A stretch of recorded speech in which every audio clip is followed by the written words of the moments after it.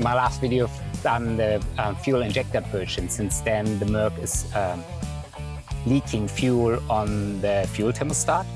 I ordered one of those snap ring pliers to make the job easier, and tried to order the O-ring and also the plastic cover from Mercedes, but the O-ring is not produced anymore, so I will remove it and see whether I can source it somewhere else.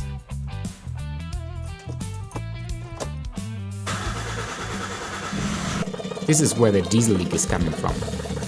Right at the fuel inlet, the cap is held in by a snap ring. The cap is super loose, and when I rotate it, the leak becomes worse.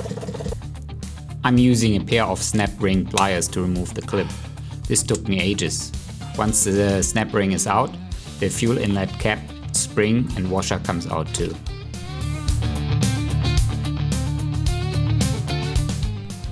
Here's the O-ring that caused all the trouble.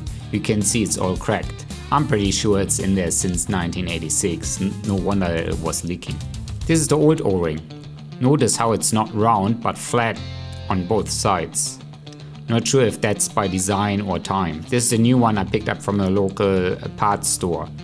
The inner diameter is 21 mil and I think it's 6 mil thick.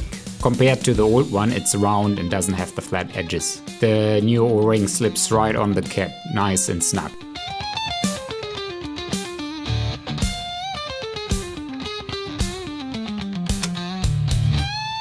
Getting everything back in place was a tight fit. I'm using a quick clamp to press the cap in evenly, much easier than pushing by hand. Now for the hardest part, getting the snap ring back in. Honestly, it took me ages. Next time I would probably remove the whole fuel thermostat and do it on the bench. All done. Engine's running and there's no more leak, and the cap no longer rotates. A cheap O-ring and some patient fixed it.